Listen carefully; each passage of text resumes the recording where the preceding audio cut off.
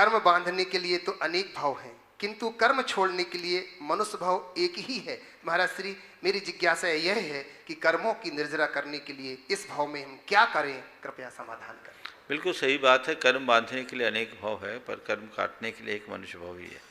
आपने बिल्कुल सही पूछा है कि कर्म को की निर्जरा करने के लिए इस भाव में हम क्या क्या करें। देखिए, एक आम गृहस्थ के लिए मैं कहता हूँ, अगर आप अपने कर्मों को काटना चाहते हैं तो बड़ा सरलतम उपाय देता हूँ। आपको मैं कहूँगा त्याग करो, तपस्या करो, व्रत करो, उपवास करो, तो शायद ये आपके लिए संभव न हो, पर मैं आपको कुछ ऐसी बातें बताना चाहता हूँ जो आपके कर्म की निर्जरा का बड़ा सबल निमित्त बनता है। पहली बात, दुख को सहने का अभ्यास करो। क्या कहा? दुख को सहने का अभ्यास करो। दुख आता है विपत्ति के रूप में, बीमारी के रूप में, वियोग के रूप में या अन्य किसी प्रकार की विसंगति के रूप में। आपको पता है दुख क्यों आता है? दुख क्यों आया? कभी सोचते हो? जीवन में दुख आया तो वो दुख क्यों आया?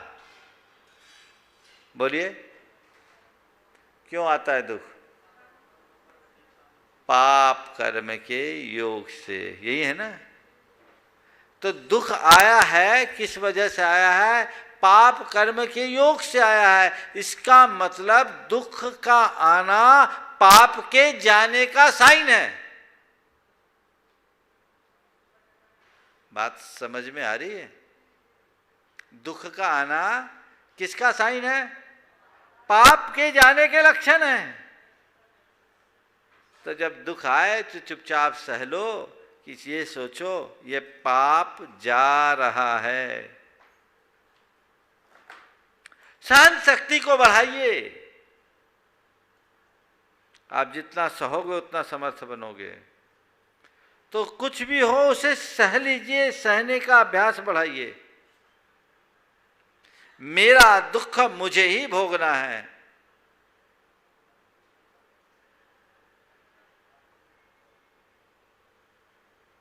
समझ रहे बात को? सहो न कहो, आपे में रहो, है ना। इस आशय का एक हाइकू है गुरुदेव का। तो दुख को सहो, ये निर्जरा का कारण है एक। दूसरा, दुर्वचन को सहो।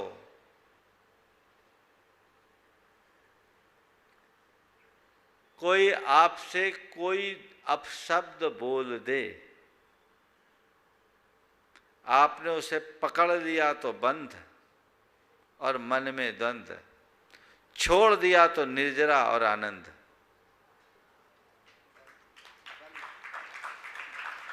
बात समझ रहे हैं? किसी ने आपसे कुछ कहा, आपने पकड़ा तो बंध और द्वंद्व, छोड़ दिया तो निर्जरा और आनंद। बात समझ रहे हैं? आप लोग क्या करते हो?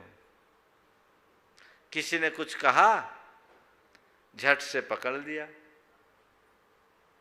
पकड़ के उसको हमने एकदम इस तरह से पकड़ लिया कि वही हमें जकड़ लेता है। अंतर्द्वंद चलना शुरू होता है। अनेक प्रकार के कर्मों का बंध हो जाता है। सोच बदल लीजिए।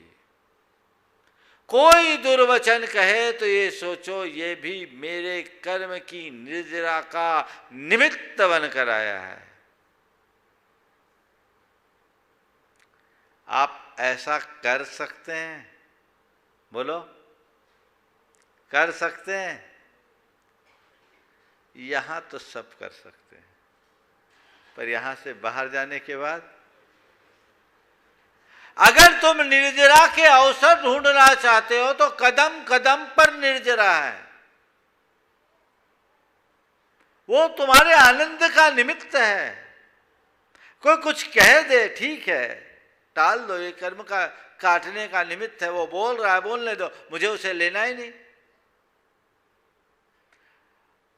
एक व्यक्ति आया, बहुत गुस्से में था।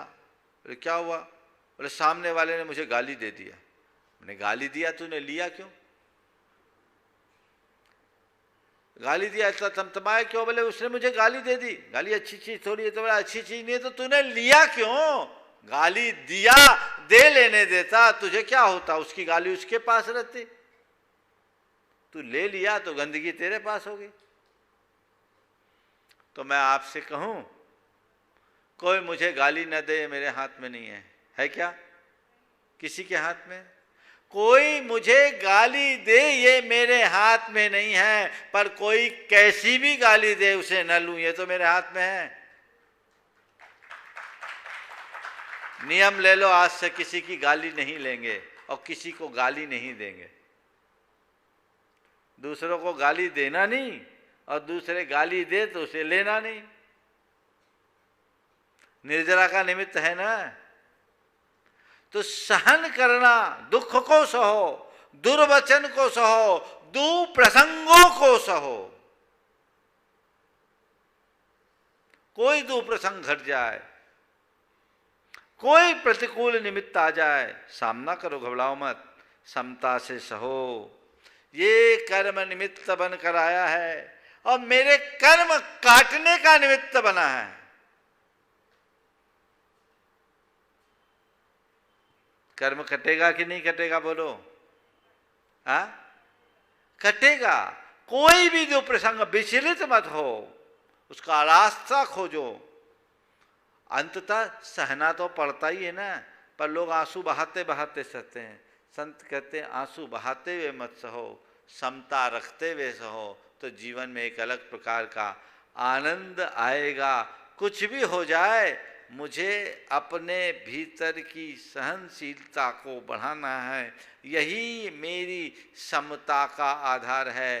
तो दुख को सहो, दुर्वचन को सहो, दुप्रसंगों को सहो और आपे में रहो। निर्जरा ही निर्जरा है, फिर ज़्यादा कुछ कहने और करने की जरूरत नहीं, अपने में रहो। और रिचुअल की बता दूं तो मैं कह सकता हूँ भगवान का नाम लो, कर्म निर्जरा का बड़ा साधन है। पूजा पाठ करो, कर्म निर्जरा का बड़ा साधन है। समझ गए? पर मुझे नहीं मालूम कि भगवान का नाम लेकर तुम कितनी निर्जरा करोगे। मुझे नहीं पता कि तुम पूजा पाठ करके कितना पुण्य करोगे और निर्जरा करोगे। लेकिन इस बात का स्पष्ट अनुभव है कि अपने स्वभाव में बदलाव लाओगे तो न केवल कर्म की निर्जरा करोगे, अपितु उसका आनंद भी लोगे। ये हमारे जीवन में घटना चाहिए।